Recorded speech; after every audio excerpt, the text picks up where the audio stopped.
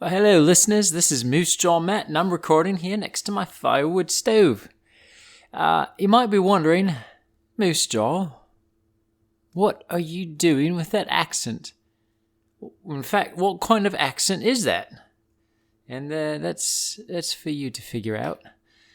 Theme song, come take it away, please.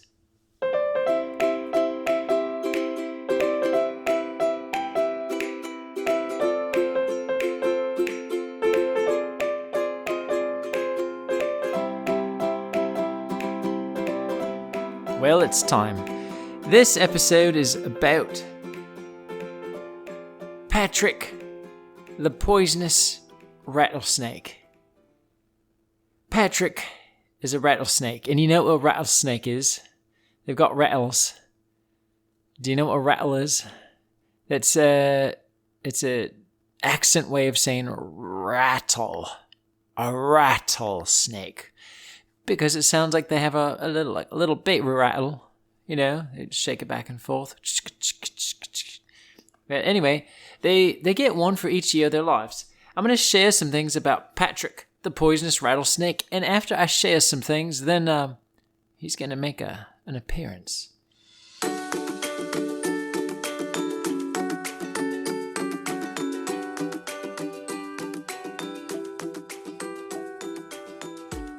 So, first of all, rattlesnake, they have these rattles, and they shake them to threaten. They say, back up, please, I don't want to bite you.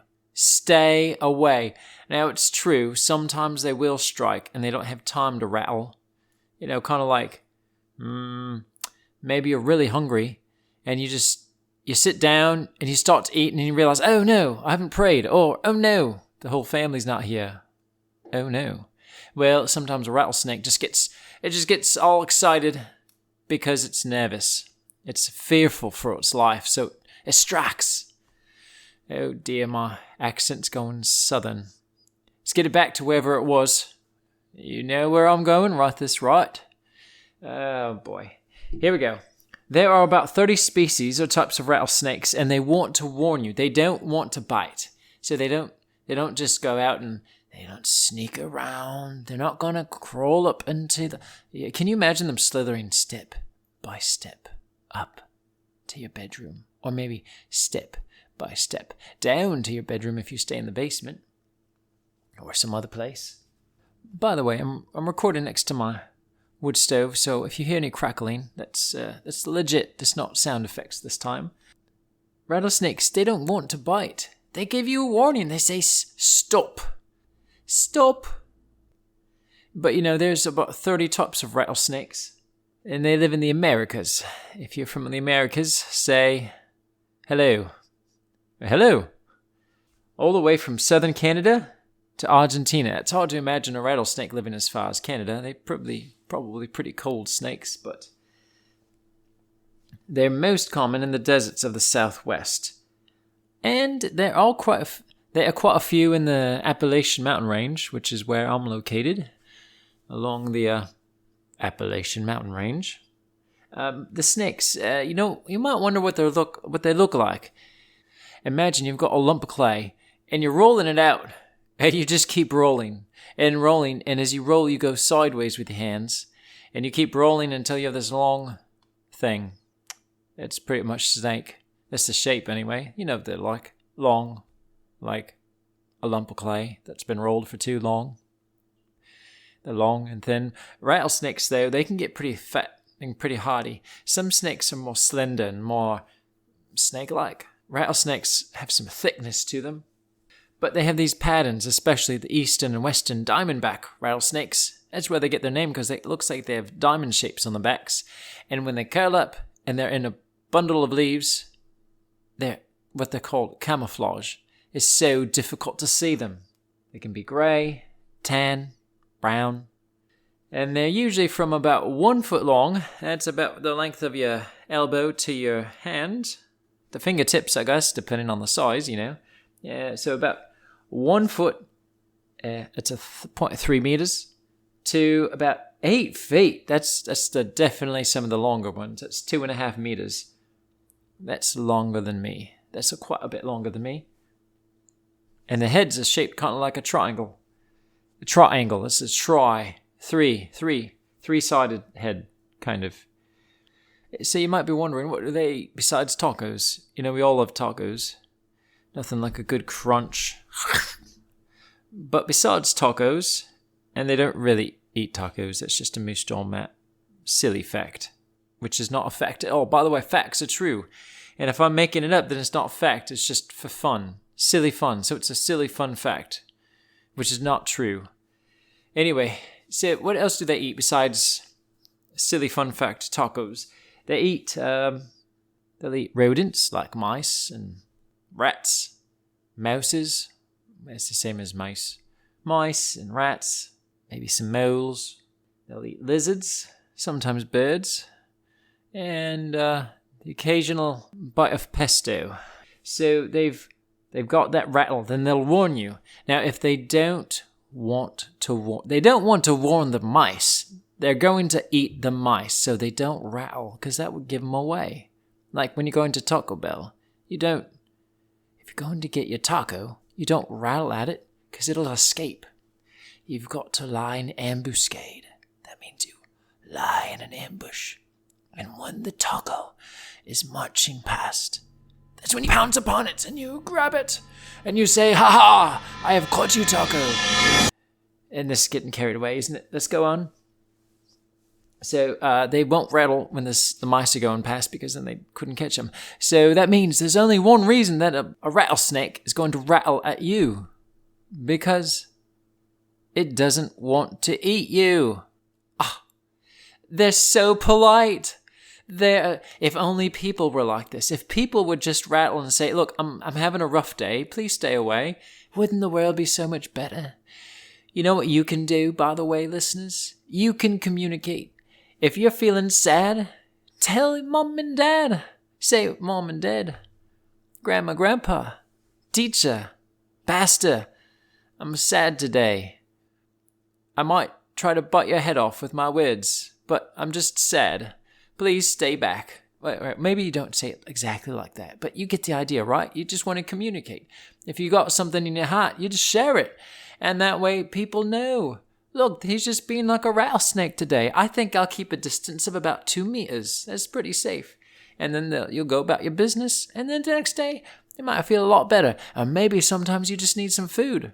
Rattlesnakes. Forget the rattlesnakes. Sometimes you get grumpy because you need food. It's called hangry. Have you ever heard that? It's like combining the word hungry and angry, and you get hangry. I don't know that I really like the word, but it gets the point across, doesn't it? Sometimes we're just hangry. And sometimes you need sleep. Listeners, something you can do is go to sleep. If it's bedtime, this is what you do.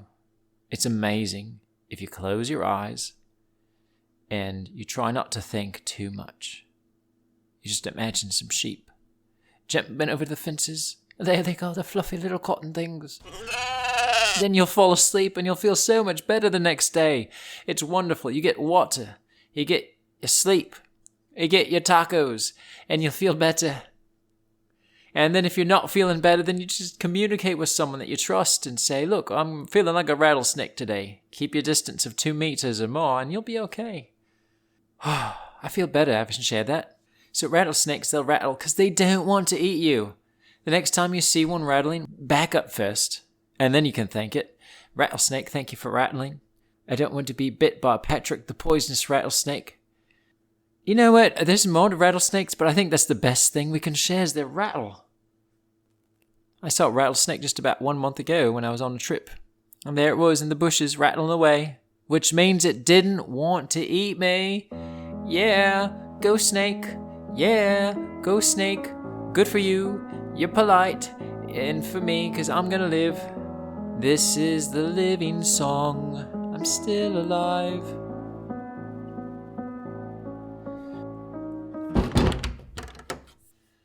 You know what? This is just perfect timing because here comes Patrick the rattlesnake.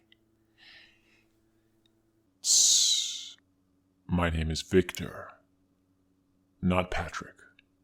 My name is Victor because I'm venomous. And Victor, the venomous rattlesnake, has alliteration and it sounds so much better. So I'm Victor, the venomous rattlesnake. You know what, that's right. I really knew that going into this podcast, but we've got to make a point, don't we, to the little ones? So, yes, Victor is a venomous rattlesnake, because rattlesnakes are not poisonous, they're venomous. You might be asking, what's the difference? If it bites you and you get sick or die, it's venomous. If you bite it and you get sick or die, then it's poisonous. So like this. If you go out in the woods and you see a mushroom, don't pluck it up and eat it. You like that word pluck. It's the way we use it in the place I'm from, which is imaginary right now. But you don't want to pluck it up and eat it, because you don't know. Mushrooms can be would they be venomous or poisonous? That's the question for you. And the answer is they would be poisonous, because if you lick or bite or eat it and you get sick, it means it was poisonous. If it attacks you and bites you, then it's venomous. So a rattlesnake is venomous, not poisonous. Isn't that nice to know? So if you say, it's easy for you to say. If you hear someone say that rattlesnakes are poisonous, you can politely say, no, that's nice that you said that. I understand what you're trying to say, but really, they're venomous. Listeners, you know what? This recording was for someone who's having a birthday. We've had a lot of birthdays recently, but buckle up, there's going to be a lot more, to guarantee you that. This is for Spencer. Happy birthday, Spencer. Happy birthday, Spencer. It's your rattlesnake birthday, don't get bitten by one. Wah, wah, wah. That's, you'll never have a jingle like that again, and for good reason. Spencer, it's your birthday. And there you go, cheerio. I hope it's nothing but Spencer, many happy returns of the day to you. I hope it's a top of the morning, fantastic birthday. Filled with facts of rattlesnakes, but not fangs of rattlesnakes, if you know what I mean. Well, there you go. I'm Moose Jawmat. Thank you all for joining me. Until next time, don't eat poisonous things and don't get bitten by venomous things. And keep exploring your world.